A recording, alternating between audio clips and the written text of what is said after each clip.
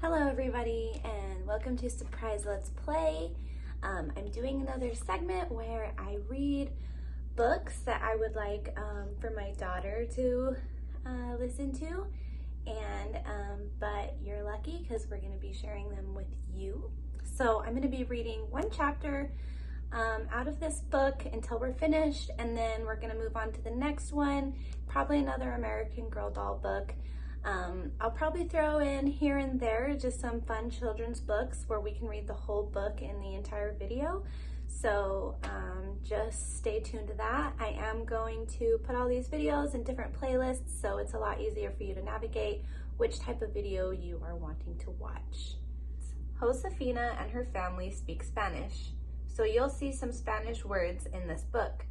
If you can't tell what a word means from reading the story, or looking at the illustrations, you can turn to the Glossary of Spanish Words that begins on page 84. It will tell you what the word means and how to pronounce it. Remember that in Spanish, J is pronounced like H. That means Josifina's name is pronounced Josifina. I'm gonna start crying. I'm a mom, so please bear with me. I cry probably like even when telling the weather. So anyway, this doll was the first American Girl doll that I ever got. Josifina was my favorite. I related with her. I don't know why I did, but I did. And later to find out I am actually part Mexican. I didn't know what I was growing up because I was adopted. So I was adopted at age 5. Okay, so we are going to read chapter 1, and it is called Primroses. Okay. Josifina Montoya hummed to herself as she stood in the sunshine waiting for her sisters.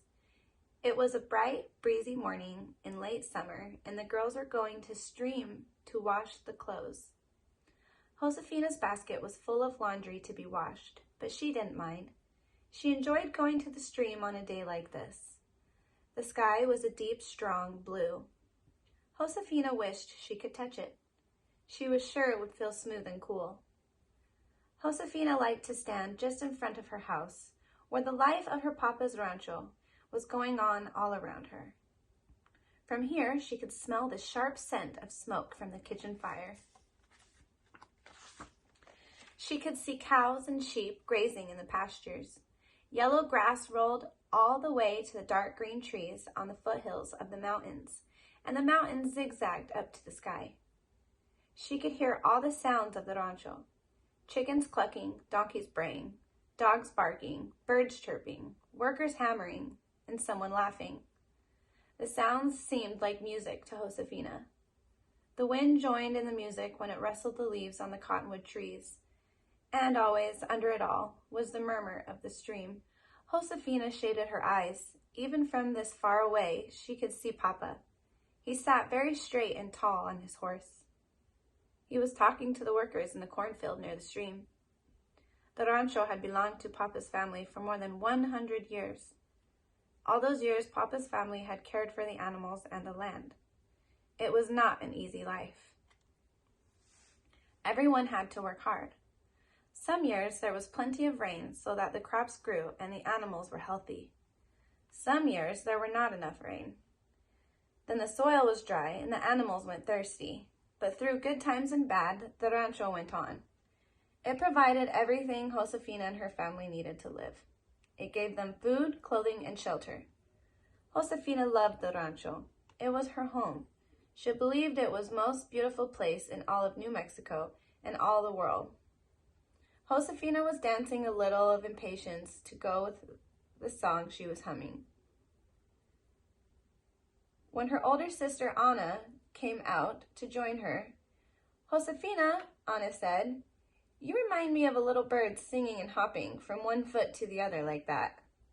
"If I were a bird," said Josifina with a grin, "I could have flown to the stream and back 20 times by now. I've been waiting and waiting for you. Where are Francisca and Clara?" Anna sighed. "They're coming," she said. They couldn't agree on whose turn it was to carry the washing tub. Josifina and Anna looked at each other and shook their heads. They got along beautifully. But Francisca and Clara, the middle sisters, often disagreed. It was always over some silly little thing. They reminded Josifina of goats she had seen, ramming into each other head to head for no particular reason. When the girls appeared at last, it was easy to see who had won the argument. Francisca, looking pleased with herself, carried only a basket of laundry balanced on her head. Clara, looking cross, carried the large copper washing tub. Josifina put her basket into the copper tub. "I'll take one handle of the tub," Clara said. "I'll take one handle of the tub, Clara," she said. "We'll carry it in between us." Clara said gracias, but she sounded more grumpy than grateful. Josifina knew a way to cheer her up. "Let's race to the stream," she said. "Oh, no," Francisca began to say. She didn't like to do anything that might muss her clothes or her hair. But Josifina and Clara had already taken off running, so Anna and Francisca had to run too.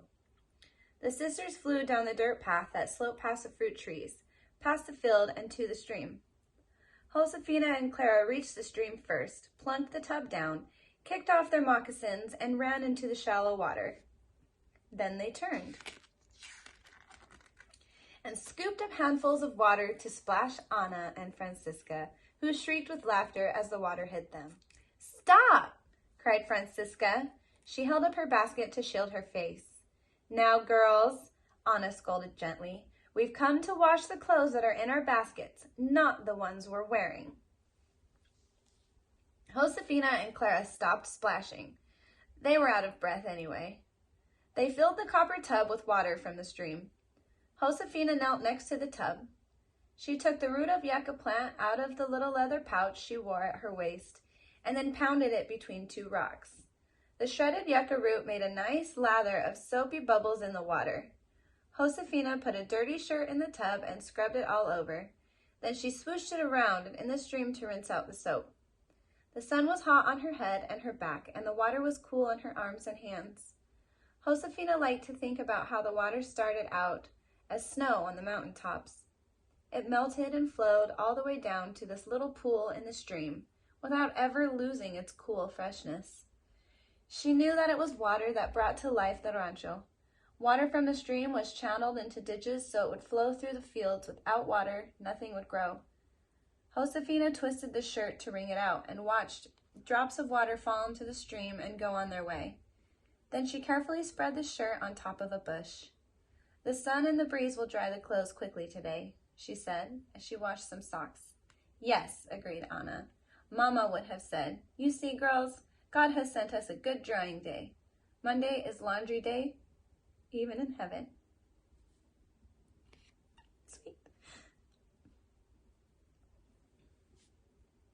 And then Mama would have said, "Pull your rebozos up to shade your faces. Girls, you don't want your skin to look like old leather."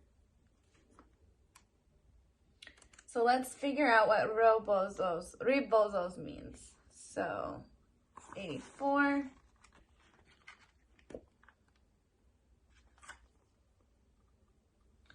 Rebozo, a long shawl worn by girls and women. Rebozo. Okay.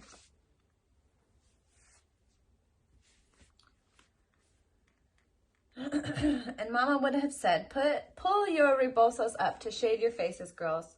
You don't want your skin to look like old leather, added Francisca, who was always careful of her skin. The sisters laughed softly together, and then grew quiet. Speaking of their mama always made them thoughtful. Mama had died a little more than a year ago. The sorrow of her death was always in their hearts. Josifina looked at the stream flowing past and listened to its low rushing sound. Since Mama died, she had learned a truth that was both bitter and sweet. She learned that love does not end. Josifina would always love Mama, and so she would always miss her. Josifina knew her sisters were also thinking about Mama because Francisca said, "Look, see those yellow flowers across the stream?" She pointed with a soapy hand. Aren't they evening primroses? They're in the shade, so they haven't wilted yet this morning. Mama used to love those flowers. Yes, she did, said Clara, agreeing with Francisca once more. Why don't you pick some, Josifina? You could dry them and put them in your memory box. All right, said Josifina. Papa had given a little wooden box of Mama's to Josifina. Josifina called it her memory box because in it she kept small things that reminded her of Mama, such as a piece of Mama's favorite lavender-scented soap. The box had been made by Josifina's great-great-grandfather, and on top there was a carving of the sun coming up over the highest mountain and shining on the rancho just the way Josifina saw it rise every morning. The quickest, driest way to the primroses was to walk across a fallen log that made a narrow bridge over the stream. Josifina climbed up onto the log. She held her arms out for balance and began to walk across. Oh, do be careful, warned Anna. Because she was the oldest sister, Anna had become a motherly warrior since Mama died. Josifina did not think of herself as a brave person at all. She was afraid of snakes and lightning and guns, and shy of people she didn't know. But she wasn't afraid of crossing the log, which wasn't very high above the stream anyway. She walked across, picked the primroses, and tucked the stems in her pouch. She let the yellow flowers stick out so they wouldn't be crushed. On the way back, she decided to tease Anna to make her laugh. She pretended to lose her balance. She waved her arms wildly up and down and wobbled more and more with each step. Josifina Montoya, said Anna, who saw that she was fooling. How can you be so shy and sweet in company when you're so playful with your sisters? You tease the life out of me. You'll make me old before my time. You sound just like our grandfather, said Josifina as she jumped to the ground. She pretended to talk like Abuelito. Yes, yes, yes, my beautiful granddaughters. This was the finest trip I've ever made. Oh, the adventures, the adventures. But this was my last trip. How these trips age me. They make me old before my time, all the sisters sang out together. Abuelito said the same thing after every journey. Abuelito was their mama's father. He was a trader, and once each year he organized a huge caravan. The caravan was made up of many carts pulled by oxen and many mules carrying packs. The carts and the mules were loaded with wool, hides, and blankets in New Mexico. Then the caravan traveled more than 1,000 miles south to Mexico City. The trail the caravans used was called the Camino Real. When Abuelito got to Mexico City, he traded the goods he bought from New Mexico for things from all over the world. He traded for silk and cotton goods and lace for iron tools, paper, ink, books, fine dishes, coffee, and sugar. Then the caravan would load up and start the long trip back to New Mexico. Abuelito had been gone more than 6 months. Josifina and her sisters were excited because they expected Abuelito's caravan to return any day now. The rancho was always the caravan's last stop, before the town of Santa Fe where Abuelito lived. I can't wait until Abuelito comes, said Josifina. She thought that the arrival of the caravan was the most exciting thing that happened on the rancho. The wagons were full of treasures to be traded in Santa Fe, but the most important treasure the caravan brought was Abuelito himself, safe and sound and full of wonderful stories. Sometimes the caravan went through sandstorms that were so bad they blocked out the sun. Sometimes robbers or wild animals attacked the caravan. Sometimes the caravan had to cross flooded rivers or waterless deserts. Abuelito loved to tell us about his adventures, and the sisters loved to listen. I am going to go on the caravan with Abuelito someday, said Francisca, dreamily swirling a shirt in the stream. I'll see everything there is to see, and I'll settle down and live in Mexico City with Mama's sister and Tia Dolores. I'm sure she lives in a grand house and knows all the most elegant people. Clara rolled her eyes and scrubbed hard with her soap. That's ridiculous, she said. We hardly know Tia Dolores. We haven't seen her for the whole 10 years she's been living in Mexico City. Francesca smiled, a superior smile. I am older than you are, Clara, she said. I was nearly 6 when Tia Dolores left. I remember her. Well, said Clara tartly, If she remembers you, I'm sure she won't want you to live with her. Francesca made a face and was about to say something sharp when Josifina piped up. Anna, Josifina said, trying to keep the peace, what do you hope Abuelito will bring on the caravan? Shoes for my 2 little boys, Anna answered. I hope he brings that plow Papa needs, said Clara. She was always practical. How dull, said Francesca. I'm hoping for some new lace. You think too much of how you look, said Clara. Francesca smirked. Perhaps you ought, she began, but Josifina interrupted. Well, I know one thing we all hope Abuelito will bring, she said cheerfully. Chocolate! Lots! So cute, said Francesca and Clara. They spoke at exactly the same moment, which made them laugh at each other. You haven't said what you're wishing for, Anna said to Josifina. She was squeezing water out of a petticoat. Perhaps you're hoping for a surprise. Perhaps, said Josifina, smiling. The truth was, she didn't know how to name what she wished for. What she wanted most was for her sisters to be at peace with one another. She wanted the household to be running smoothly, and Papa to be happy and laughing again. She longed for life to be the way it was when Mama was alive. Right after Mama died, Josifina had felt that the world should end. How could life go on for the rest of them without Mama? It had seemed wrong, even cruel somehow, that nothing stopped. The sun rose and set, seasons passed from one to another. There were still chores to be done every day. There were clothes to be washed, weeds to pull, animals to be fed, socks to be mended. But as the years passed, Josifina began to see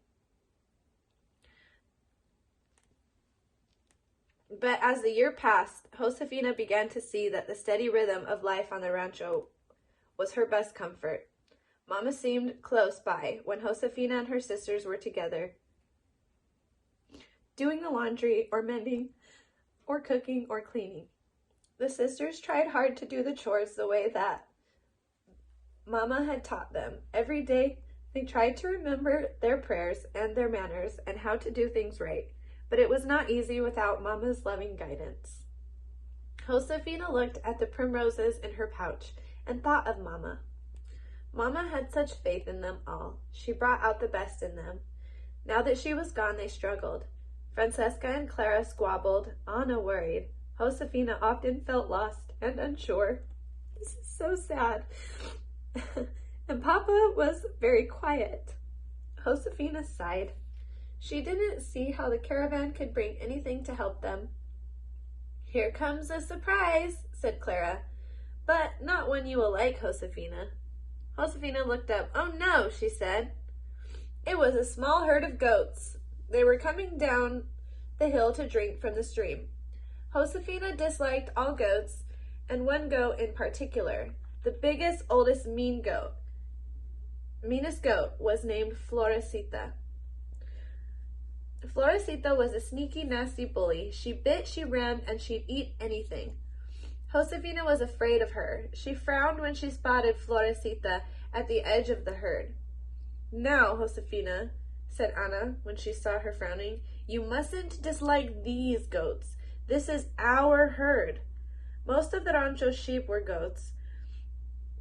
Most of the rancho's sheep and goats were still in the summer pastures up in the mountains, but this herd was kept close to the rancho to provide milk to drink and make into cheese. It was a small herd that had belonged to Mama. She left the herd to Josifina and her sisters when she died. Josifina wished she hadn't. Mama had always protected Josifina from things she feared and disliked. And Mama had protected Josifina from the goats.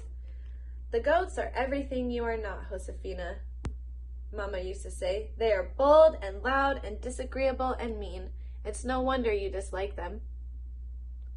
Josifina was sure that Mama never intended her to have anything to do with goats, so she avoided them as much as possible. But right now, Josifina saw Florecita headed straight for her. She wants the flowers in your pouch, warned Francisca. Josifina put one hand over the flowers. She did not want Florecita to have them. She might be the last They might be the last primroses of the year. Shoo, she said to Florecita, feebly waving her hand. Go away! Shoo, shoo, shoo, cried her sisters with more force. Florecita didn't even slow down. She kept walking steadily toward Josifina. Her yellow eyes were fixed on the primroses in Josifina's pouch. Wave a stick at her, suggested Francisca. Splash her, suggested Anna. Throw a pebble at her, suggested Clara. But Josifina backed away. She had been poked by Florecita's sharp horns before, and she had no wish to be poked again. She scrambled up and stood on the log over the stream.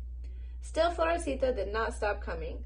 Josifina took one backward step, then another, then splash! She missed her footing and fell off the log into the stream. It was very shallow, so she landed hard on the bottom. Oh no, she wailed. She saw that all but one sprig of the primroses had fallen.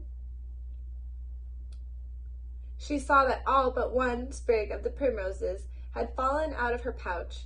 The flowers were floating on the water. Florecita snatched them up in her mean-looking teeth. She chewed them, looking satisfied. Then the goat turned and sauntered off to rejoice the herd. Are you all right? Anna asked kindly. She helped Josifina to her feet. You really must not let Florecita bully you like that. Josifina wrung out her skirt and smiled.